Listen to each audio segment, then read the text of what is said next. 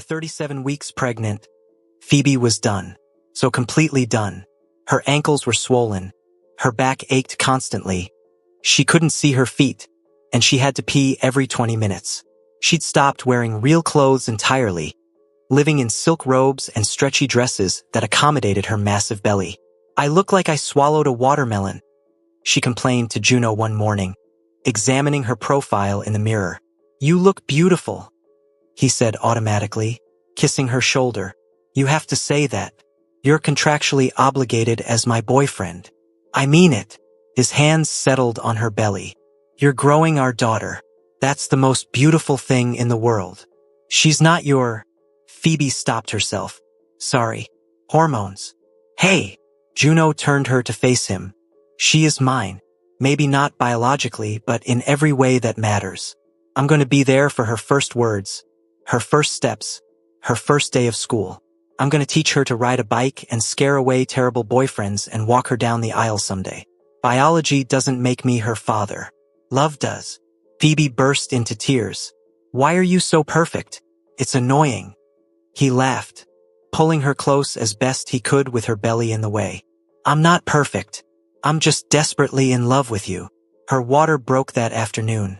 She was at the boutique, reviewing final touches on her summer collection, when she felt a sudden gush of warmth. She looked down at the puddle forming on her designer floors and thought, very calmly, "Oh shit. Amma," she called. "My water just broke."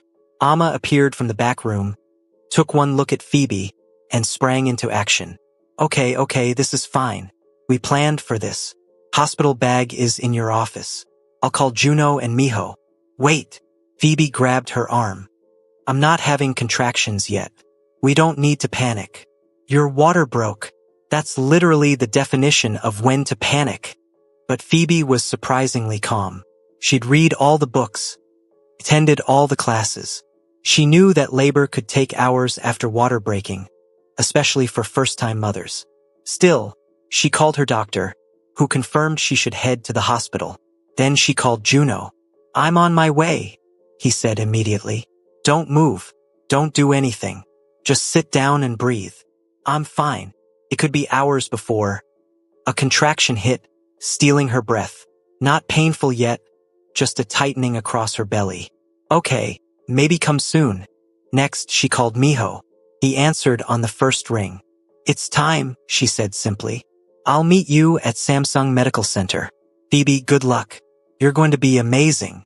Juno arrived at the boutique in record time, looking terrified. "Are you okay? Is the baby okay? Should you be standing?" Juno breathed. "I'm fine." Another contraction came, stronger this time. Phoebe gripped the counter. "Okay, maybe we should go now." The drive to the hospital was surreal. Soul traffic moved around them, people going about their normal days, while Phoebe's entire world was shifting. In a few hours, she'd be a mother. The thought was terrifying and exhilarating in equal measure. At the hospital, they were ushered into a private delivery suite, one of the perks of using Seoul's most expensive maternity ward. The room was more like a luxury hotel than a hospital, with warm lighting and comfortable furniture. A nurse helped Phoebe into a hospital gown and hooked her up to monitors. The baby's heartbeat filled the room, steady and strong. "Contractions are still mild," the nurse reported. "Could be a while yet. First babies like to take their time." Miho arrived 30 minutes later, bringing flowers and looking nervous as hell. He hovered in the doorway until Phoebe waved him in. "How are you feeling?" he asked. "Like I'm about to push a human out of my body." "How do you think I'm feeling?" "Right? Stupid question." He set the flowers on the table and stood awkwardly, clearly unsure where to position himself. In the room, Juno, by contrast, was right beside Phoebe, holding her hand, helping her breathe through contractions. The difference between them was stark. Juno confident in his role, Miho uncertain about his place. "Miho," Phoebe said during a break between contractions. "Come here." He approached cautiously. Phoebe took his hand and placed it on her belly, right where Abina was kicking. "That's your daughter," she said. "She's about to arrive. You don't need to be nervous. Just be present." Something in Miho's expression shifted. He nodded, settling into a chair on her other side. I'm here. For both of you. The hours crawled by. Contractions intensified, coming closer together. Phoebe breathed through them, walked when she could, rested when she couldn't. Juno never left her side, wiping her forehead, helping her stay hydrated, murmuring encouragement. Miho was quieter but equally present, his hand available whenever she needed something to squeeze, his voice soft when he told her she was doing great. By midnight, the contractions were excruciating. Phoebe had opted for an epidural around hour 6, and while it helped, she could still feel the pressure, the overwhelming need to push. Almost there, the doctor said, checking her progress. 10 centimeters. Ready to meet your daughter. Terror and excitement warred in Phoebe's chest. I don't know if I can do this. Yes, you can, Juno said fiercely. You're the strongest person I know. You've built a business from nothing, survived a public scandal, created a whole new life in a foreign country. You can do this. You're extraordinary, Miho added. Abina is so lucky to have you as her mother. With both of them on either side of her, Phoebe pushed. It was the hardest thing she'd ever done.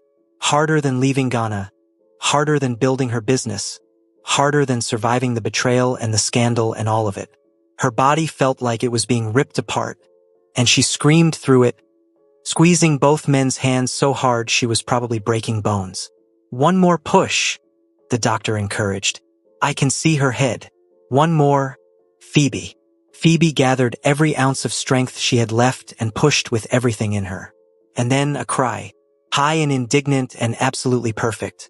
It's a girl, the doctor announced unnecessarily, lifting a tiny, vernix-covered baby into the air. Abina Mina Mensakong had arrived. They placed her on Phoebe's chest immediately, and Phoebe forgot every second of pain. Her daughter was here, real and warm and screaming her displeasure at being evicted from her comfortable home. Hi, baby, Phoebe sobbed. Hi, Abina. I'm your mama. I've been waiting for you. Abina stopped crying at her mother's voice, her dark eyes, Miho's eyes, trying to focus on Phoebe's face. She's perfect, Juno whispered, tears streaming down his face. Absolutely perfect. Would Dad like to cut the cord? The nurse asked. Miho moved forward with shaking hands. The nurse guided him, and with one careful snip, Abina was officially separate from Phoebe, her own person now. They took Abina to clean her up and do the necessary checks while the doctor dealt with delivering the placenta and stitching Phoebe up. 10 minutes later, they brought her back, wrapped in a soft pink blanket, a tiny hat on her head. 6 pounds, 8 ounces, the nurse reported. All her fingers and toes perfectly healthy. She's beautiful. Can I hold her? Miho asked tentatively. Phoebe nodded, and they placed Abina in her father's arms. Miho looked down at his daughter with such awe, such pure love, that Phoebe felt her heart crack open a little. Hi, Abina, he whispered. I'm your dad. I'm gonna love you so much. I'm gonna be better for you, the father you deserve. I promise. Juno watched from beside Phoebe, his hand in hers, and she could feel the emotion radiating from him. This was hard for him, she knew. Watching Miho hold the baby, seeing the biological connection he'd never have. Your turn, Miho said suddenly, offering Abina to his brother. Juno looked shocked. Are you sure? She's going to love you too. You're going to be important to her. Miho's voice was rough with emotion. Here, meet your niece. Or whatever you'll be to her. Juno took Abina with the careful reverence of someone holding something infinitely precious. He stared down at her tiny face, and Phoebe watched him fall in love in real time. Hi, little one, Juno murmured. I'm not quite sure what I am to you yet, but I'm going to love you fiercely. I'm going to protect you and support you, and make sure you know every single day how special you are. Abina yawned, a tiny squeaky sound, and both men laughed. She's already bored with us, Juno said. She's exhausted from being born, Phoebe corrected. Bring her here. I want to try feeding her. The nurse helped Phoebe position Abina for breastfeeding. It took a few tries, but eventually, Abina latched on, her tiny hand gripping Phoebe's finger. Look at that, the nurse said approvingly. Natural instincts kicking in. You're going to be great at this, Mom. Mom. The word hit Phoebe like a freight train. She was a mom now, responsible for this tiny human's entire existence. It was terrifying. It was perfect. After the excitement died down and Phoebe was moved to a recovery room, Miho and Juno both prepared to leave for the night. "I'll be back first thing in the morning," Miho promised, kissing Abina's forehead gently. Then, hesitantly, he kissed Phoebe's cheek. "You were incredible. Thank you for letting me be here." "Thank you for being here," Phoebe said. It meant everything. After Miho left, Juno settled into the chair beside Phoebe's bed. Abina was sleeping in the bassinet beside them, making little snuffling noises. "You should go home," Phoebe said. "Get some sleep." "I'm not leaving you." Juno's voice was firm. "Not tonight." "Juno, you don't have to." "I want to." He took her hand. "I want to wake up with you tomorrow, see Abina's first full day. I want to be here for all of it. If you'll let me." "Of course I'll let you." Phoebe squeezed his hand. "You're her." "What are you, exactly?" "Not her uncle. Not her stepfather. Not yet anyway. I'm the man who loves her mother," Juno said simply. "And who will love her too, if she lets me.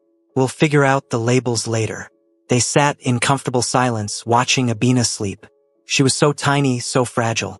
All that thick black hair, Miho's sharp features softened into baby roundness. And Phoebe's heart swelled. Her skin tone, a beautiful blend of both parents. "She's going to be stunning when she grows up," Juno murmured. "Just like her mother. She's going to be fierce and independent and take no shit from anyone," Phoebe corrected. "Just like her mother." Juno laughed quietly. That too. Around 3 a.m., Abina woke up crying. Phoebe tried to feed her, but she was still learning, still figuring out this whole breastfeeding thing. Abina fussed and squirmed, working herself into a proper tantrum. "Here," Juno said, taking her gently. "Let me try." He walked around the room with Abina against his shoulder, bouncing slightly, humming something soft in Korean. Gradually, miraculously, Abina calmed. Her cries turned to whimpers, then to silence as she settled against Juno's chest. "How did you do that?" Phoebe asked, amazed. "My mother taught me when Miho was a baby. She said babies just want to feel safe." Juno looked down at Abina with such tenderness that Phoebe felt tears sting her eyes. "And right now, this little one feels safe with me." Watching Juno with her daughter, seeing the easy way he held her, the natural paternal instinct that seemed to come to him effortlessly, Phoebe knew with absolute certainty. She'd made the right choice. Not because Juno was perfect, no one was, but because he showed up, because he loved without conditions, because he'd chosen them knowing full well how complicated it would be. "I love you," she whispered. "I love you too." Juno carefully placed Abina back in her bassinet, then crawled into the hospital bed beside Phoebe, careful not to jostle her stitches. "Now sleep. You've earned it." Phoebe closed her eyes, Juno's arm around her, her daughter sleeping peacefully beside them. She'd never imagined her life would look like this. Single mother in a foreign country, co-parenting with one man while building a relationship with his brother. It was messy and complicated and nothing like the fairy tale. But as she drifted off to sleep, exhausted and sore and happier than she'd been in months, Phoebe thought maybe fairy tales were overrated anyway. This was real, imperfect and chaotic and beautiful, and it was hers.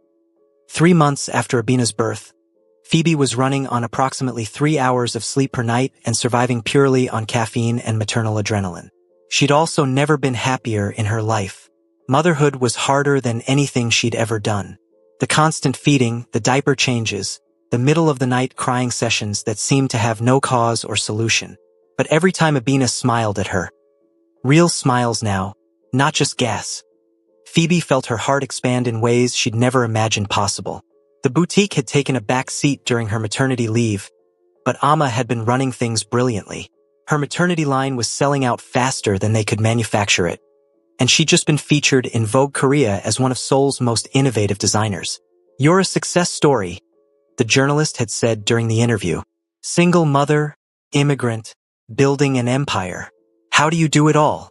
"I don't," Phoebe had answered honestly, Abina asleep in her arms during the photo shoot. "I have help. I have family. And I've learned that asking for support isn't weakness. It's survival. That family, unconventional as it was, had become her lifeline. Miho came by 3 times a week for his scheduled visitation. He'd hold Abina for hours, talking to her in Korean and English, telling her stories about his mother, singing off-key lullabies that somehow always made her smile. He'd gotten better at the practical stuff too. Diaper changes, bottle feeding when Phoebe pumped, even the dreaded 3 a.m. sessions when Abina decided sleep was for the week. "You're actually good at this," Phoebe had told him one night, watching him expertly burp Abina. "I'm trying." Miho had looked at her with those dark eyes, and for a moment, she saw the ghost of what they'd been. "I told you I'd be better for her. I meant it." And he was. He'd continued therapy, started attending a support group for new fathers, even taken a parenting class. The playboy who'd made her a bet was gone, replaced by a man genuinely trying to be a good father. It didn't mean she'd forgiven him completely, didn't mean she'd forgotten, but it meant they could co-parent peacefully, could share in their daughter's milestones without the toxicity that could have poisoned everything. Juno, meanwhile, had fully integrated himself into their lives. He'd officially moved in 2 weeks after Abina was born, and Phoebe couldn't imagine her life without him now. He was the one who woke up first with the baby, giving Phoebe an extra hour of sleep. The one who cooked breakfast while she nursed. The one who took Abina on long walks in her stroller when Phoebe needed to work. He was dad in every way that mattered, even if he'd never be daddy to Abina. That title belonged to Miho. "Have you thought about what you'll tell her?" Amma asked one afternoon at the boutique. Phoebe had brought Abina to work, the baby content in her carrier while her mother sketched new designs. "When she's old enough to understand the situation?" "The truth," Phoebe said simply. "That her father and I loved each other once, but it didn't work out. That I fell in love with Juno, and he chose to love her too. That families come in all shapes, and ours just happens to be complicated. And if she asks why you're not with Miho?" Phoebe thought about it, looking down at her sleeping daughter. "I'll tell her that sometimes people make mistakes that break trust. That love isn't always enough if there's no respect. And that it's okay to choose yourself, to choose your happiness, even when it's hard." "Damn, girl, when did you get so wise?" "Around the same time I pushed a human out of my vagina." They both laughed, careful not to wake Abina. That evening, Phoebe returned home to find Juno in the kitchen, cooking something that smelled incredible. Abina woke up at the scent, making her hungry noises. "Perfect timing," Juno said, kissing them both. Phoebe on the lips, Abina on her forehead. "Dinner's almost ready. How was your day?" "Productive. Amma thinks we should open a second location in Busan." "That's amazing. Are you going to do it?" "Maybe. Eventually." Phoebe settled into a chair to feed Abina. "Right now, I'm just trying to survive one day at a time." "You're doing more than surviving. You're thriving." Juno plated their food, some kind of fusion dish that looked like it belonged in a restaurant. "You've built a successful business. You're an incredible mother. And you somehow still find time to be the most beautiful woman I've ever seen." Flatterer. Truth teller. They ate dinner together, Abina in her bouncer beside the table, occasionally making those little baby noises that melted Phoebe's heart. This was her life now. Simple, domestic, perfect in its imperfection. After dinner, Juno pulled out a small box. "What's this?" Phoebe asked, suddenly nervous. "Open it." Inside was a ring. Not an engagement ring, the design was wrong for that. It was a wide gold band with 3 small diamonds set in a line. "It's a promise ring," Juno explained. "Not an engagement, not yet. You've been through too much to rush into anything. But Phoebe, I want you to know I'm serious about this. About us. About building a life together." He took the ring out, holding it up to the light. "The 3 diamonds represent the 3 of us. You, me, and Abina. Our family. Unconventional, complicated, but ours." Phoebe felt tears streaming down her face. Damn postpartum hormones. "Eventually," Juno continued, "when you're ready, if you're ever ready, I'm going to ask you to marry me. But right now, I just want you to know that I'm committed. To you, to Abina, to this life we're building." "Put it on," Phoebe whispered. He slid the ring onto her right hand, and it fit perfectly. Of course it did. Juno paid attention to details like that. I love you, she said. I love you so much it terrifies me sometimes. Good terrified or bad terrified? Good. The kind that makes you brave. She pulled him close, kissing him deeply. The kind that makes you believe in second chances. That night, after Abina was asleep in her nursery, the room they decorated together with soft pinks and golds, Phoebe and Juno made love for the first time since the birth. It was gentle, careful of her still healing body. Juno touched her like she was precious. Like every stretch mark and every change was something to be celebrated rather than hidden. You're so beautiful, he murmured against her skin.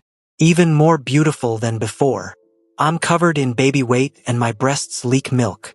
And you grew a whole human being inside you. You're extraordinary. He made her feel extraordinary. Made her feel desired and valued and loved for exactly who she was, body and soul. Afterwards, they lay tangled together, Phoebe's head on his chest, his fingers tracing patterns on her back. I never thought I'd have this, Juno said quietly. I was prepared to be alone forever, married to the family business, watching Miho live his life while I just existed. And now I'm living, really living, because of you. He kissed the top of her head. You saved me, Phoebe. You and Abina both. We saved each other, Phoebe corrected. 6 months after Abina's birth, Miho showed up at their apartment with a woman. Phoebe, Juno, this is Dr. Hannah Lee, he said, his hand on the small of her back. My girlfriend. The woman was beautiful, Korean-American, warm smile, intelligent eyes. She was also clearly nervous about meeting them. It's nice to meet you, Hannah said, her English accented with American inflections. Miho's told me so much about Abina. All good things, I hope, Phoebe said, bouncing Abina on her hip. The baby was bigger now, more alert, grabbing at everything within reach. They all sat in the living room, and it was awkward at first. But Hannah was easy to talk to, and she clearly cared about Miho. More importantly, she was great with Abina, comfortable holding her, making her laugh, not trying too hard. She's a pediatrician, Miho explained. We met when I took Abina for her checkup. You asked out our daughter's doctor? Phoebe couldn't help laughing. That's very you. I was professional about it, Miho protested. I waited until after the appointment, and I got Phoebe's permission first. You did not get my permission. I texted you. You sent back a thumbs up. I thought you were asking if I wanted coffee. They all laughed, and the tension broke. Hannah fit into their bizarre family dynamic surprisingly well, and by the end of the evening, Phoebe found herself actually liking the woman. She's good for him, Juno said after they left. Makes him calmer, more grounded.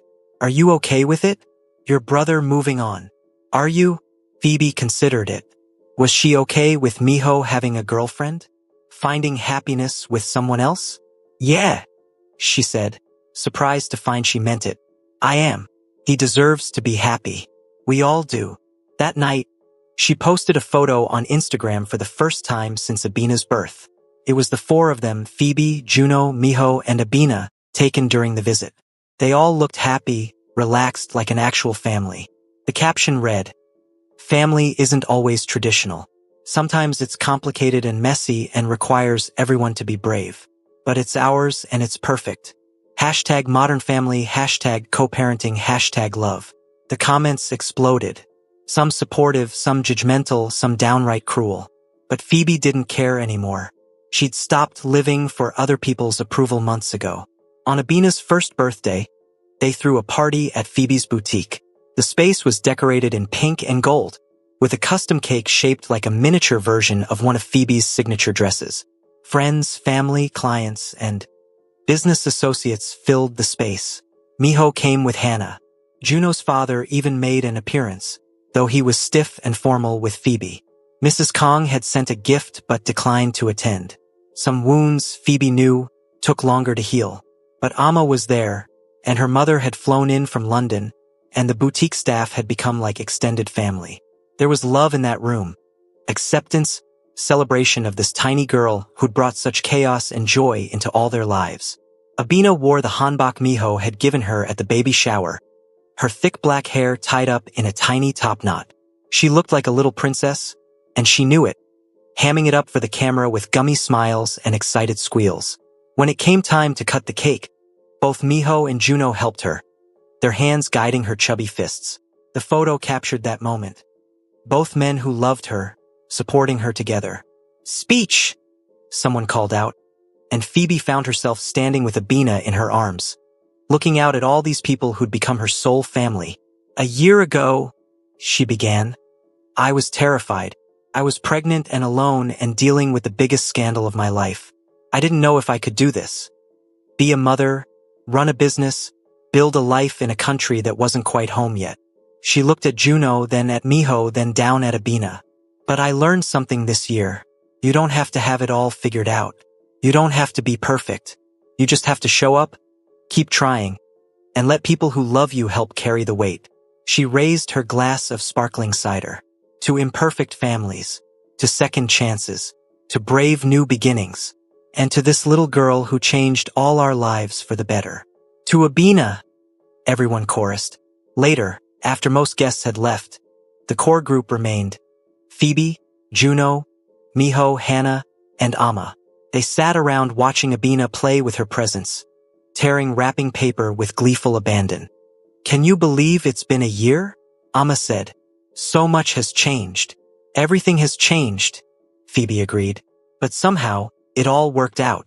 "It worked out because you made it work," Juno said. "You set the tone for all of us." "We all made it work," Phoebe corrected. "Even Miho." "Especially Miho," her ex said with a grin. "I'm a co-parenting champion. Let's not get ahead of ourselves," Hannah teased, and they all laughed. As the evening wound down and people started leaving, Juno pulled Phoebe aside. "I have something to ask you," he said, and there was something nervous in his voice that made her heart race. "Juno, I know I said I'd wait, that the promise ring wasn't an engagement. But Phoebe, it's been a year of building a life together, of raising Abina together, of proving that this us works." He got down on one knee, pulling out a small box. Inside was a ring, simple, elegant, with a single diamond that caught the light. "Marry me," he said, "not because it's expected or traditional or what anyone else thinks we should do. Marry me because I love you, because I want to spend the rest of my life showing Abina what love looks like. Because you're my home, my partner, my everything." Phoebe looked down at him, this man who'd chosen her despite everything, who'd loved her daughter as his own, who'd stood beside her through scandal and chaos and the beautiful mess of building an unconventional family. "Yes," she said, tears streaming down her face. "Yes, yes, 1,000 times yes." He slid the ring onto her finger, her left hand this time, and stood to kiss her. Around them, their family erupted in cheers. Even Miho was clapping, his smile genuine if a little bittersweet. Abina, oblivious to the significance of the moment, simply clapped her hands and laughed, delighted by all the noise and excitement. 2 years later, the wedding was small, intimate, just family and close friends at a private villa in Jeju Island. Phoebe wore a custom gown of her own design, silk and champagne gold that made her dark skin luminous. Abina, now 3 years old, was the flower girl, taking her job very seriously as she scattered petals down the aisle. Miho walked Phoebe down the aisle. It had been Juno's idea, a gesture of reconciliation, of acknowledging the complicated web of relationships that had brought them all here. "Take care of them," Miho whispered as he handed Phoebe over to his brother. "They're the best things in my life, even if they're not mine anymore. They'll always be part of your life," Juno promised. "That doesn't change." The ceremony was beautiful, traditional Korean elements blended with Ghanaian customs. They jumped the broom, exchanged vows in 3 languages, English, Korean, and Chui. When the officiant pronounced them married, the entire gathering erupted in celebration. At the reception, Phoebe's mother gave a speech that had everyone in tears. "My daughter," she said in her accented English, "has always been brave enough to leave home, to build a business, to love when love seemed impossible. But her bravest act was choosing happiness for herself, even when the world said she should choose differently." Amma's speech was less poetic but more fun, regaling everyone with stories of Phoebe's early days in Seoul, the scandals, the drama, the beautiful chaos that had led to this moment. Even Miho gave a speech, talking about Abina and how grateful he was that she had so many people who loved her. Hannah sat beside him, one hand on her own small baby bump. They'd announced their engagement and pregnancy just last month. "We're all getting our happy endings," Amma said during the dancing portion, watching as Juno spun Phoebe around the floor while Abina danced with Miho nearby. "Even if they don't look like we expected. Especially because they don't look like we expected," Phoebe corrected. Her business had expanded 3 locations now, plus an online store that shipped internationally. Her maternity line was a bestseller. She'd been featured in magazines, walked red carpets, become exactly the success story she dreamed of being. But none of that mattered as much as this moment. Dancing with her husband, watching her daughter laugh with her father, surrounded by family and friends who'd stuck by her through everything. "Happy," Juno murmured against her ear. "Deliriously," Phoebe answered. "Any regrets?" She thought about it. About the bet that had started everything, the betrayal that had nearly destroyed her, the scandal that had made her a tabloid headline. "None," she said firmly. "Not a single one. Because every mistake, every heartbreak, every difficult choice led me here. To you, to this family, to this life. Even the part where you fell for my brother first? Especially that part. Because it taught me what I actually wanted. What I deserved." She pulled back to look at him. "I deserved someone who chose me from the beginning, who saw me for who I was and loved all of it. That's you." They kissed as the song ended, and around them, their unconventional family cheered. Later that night, after Abina was asleep in her room and the party had wound down, Phoebe stood on the villa's balcony looking out at the ocean. Juno joined her, wrapping his arms around her waist. "What are you thinking about?" he asked. "How far I've come. Ghana to London to Seoul. From my grandmother's sewing lessons to my own fashion empire. From a girl who thought she needed to be perfect to a woman who embraced the mess. You're extraordinary, you know that?" "I'm ordinary," Phoebe corrected. "I'm just an ordinary woman who refused to let circumstances define her, who kept getting up every time life knocked her down, who chose to believe in second chances and new beginnings. There's nothing ordinary about that." They stood, there in comfortable silence, watching the waves crash against the shore. Somewhere in the villa, their daughter was dreaming. Somewhere in Seoul, their businesses were thriving. Somewhere in the world, their story was still being written. "Ready for the next chapter?" Juno asked. Phoebe thought about all they'd been through, all they'd overcome. She thought about the family they'd built from chaos and complication and love. She thought about the future stretching out before them, full of possibility. "With you," she said, turning to kiss him. "Always." Hello besties, know your worth, never settle for less. In family, it's not about blood, it's about who shows up. Besties, when someone shows you that they don't value you through lies, bets, or disrespect, believe them. Your worth isn't negotiable. Build your empire, demand respect, and never settle for less than you deserve. Thank you so much for watching. Can you like, subscribe, and share? I hope you've enjoyed the story.